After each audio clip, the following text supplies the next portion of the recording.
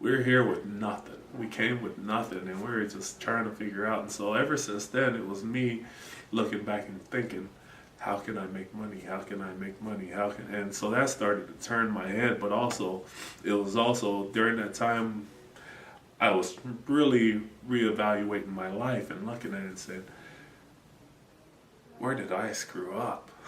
Really looking at everything that went on. I was in the NFL. I had money. How did I screw that up? But then I look back and say, man, I wish someone would have taught me how to be responsible, how to manage my money, how to get a job, to clean up, to do my homework, to do things that I just wasn't willing to do. But no one ever was there to be that credible person, that consistent person, that person I trusted to be that. And so that's where it just takes me into this work that I do. AK Pride, what we're trying to do is basically trying to find more options for youth. But why can't these options be led by youth? Why can't they truly take on and create this youth-driven program? That's all we're trying to do. Is I'm not the one to say I want to create a b-boy, a breakdance organization, but I know that there's got to be at least one teen, one kid here that does. And so once that kid steps up to the plate and says that that's what they want to do, then I lead them down that path.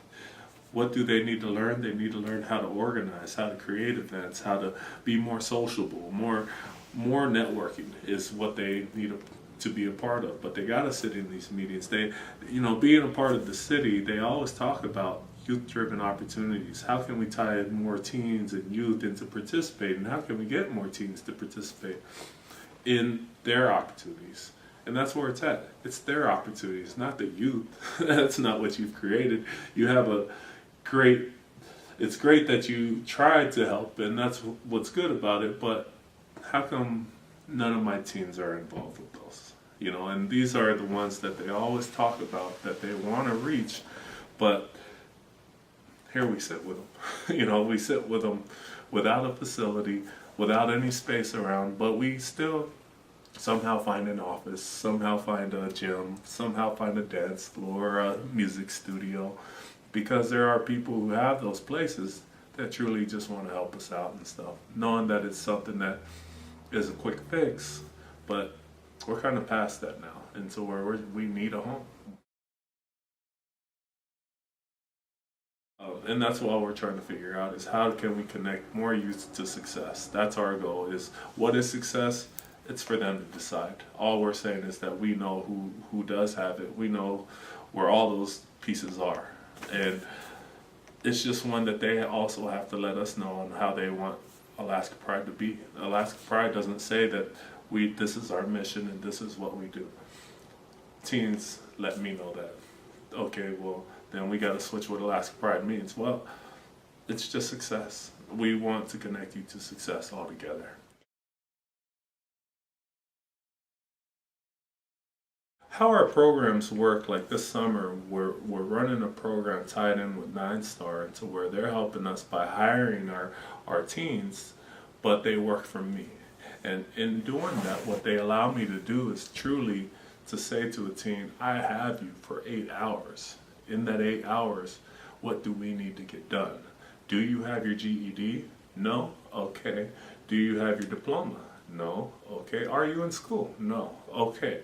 Well, it's good to know those things. Now, what are your talents? What skills do you have that we can utilize to tie into making an impact out in the community? If you're very sociable, then we can tie you into being part of events, gathering information that we need to have, or workshops. And that's where majority of our teens are learning how to do workshops, because what they're looking for when they're 18 and they're breakdancers is an opportunity to continue. And that's where at 18, to not have the motivation, or not even to know what's out there for them, but to continue to search. And that's what they're all doing, is what's out there for me. What job is there? Is there a job that I can breakdance and teach that as a program? And through Alaska Pride, we're saying yes, not only for the breakdancers, but for the musicians, for the artists, for anyone who feels that they have a talent or a skill that they're very much passionate about. We just help them to sharpen that skill to be marketable as a job, that they can actually run a program doing what they're saying they're good at. So if you're good at dancing and you come to me and you say, I am one of the best breakdancers around and I want to teach kids how to breakdance, I want a job to do breakdance. Well, guess what? I'll tie you into a place where you can show me that you can do that.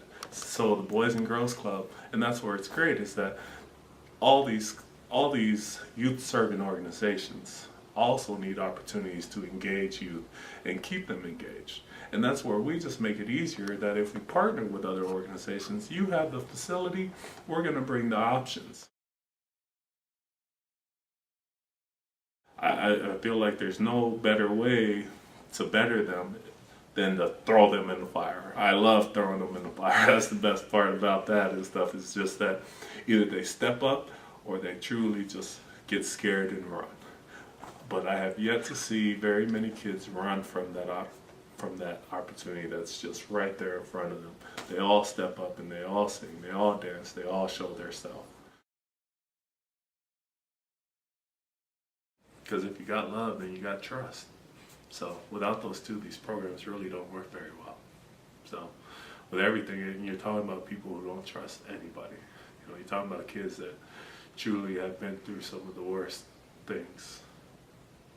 But they trust us. I mean, they're here with us, and so that's where my credibility just continues to build, because they're gonna continue to connect me to more kids, and that's where I'm telling them we don't need to promote anything. You guys just stay with me, because everyone else will be asking, well, how did GC get that job? How did so and so get that job? Well, come find out. You know, I'm over here. I'm not going over there. I don't chase kids. That's not what we do.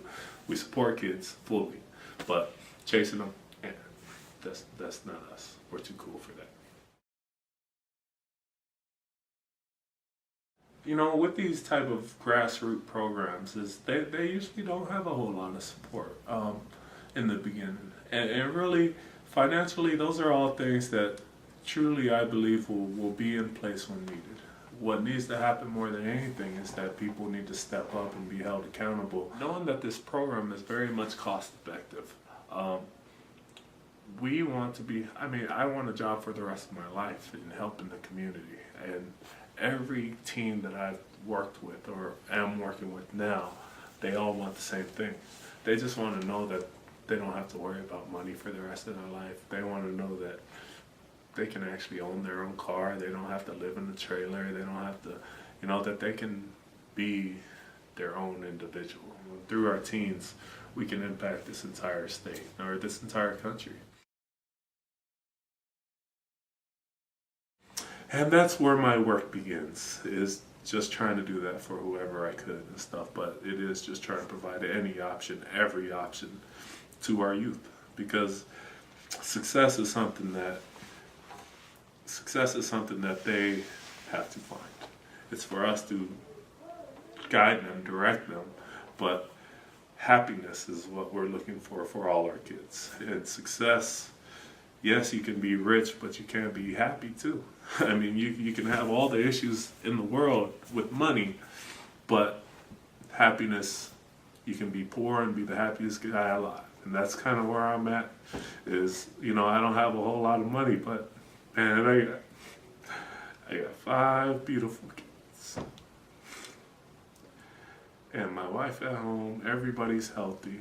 I run a program that has so much potential to not only impact youth here in Anchorage, but we're looking at this state, we're looking at this country, we're looking at this world. And that's the whole plan, is to try to get youth to look at their world and say, how can I make it better?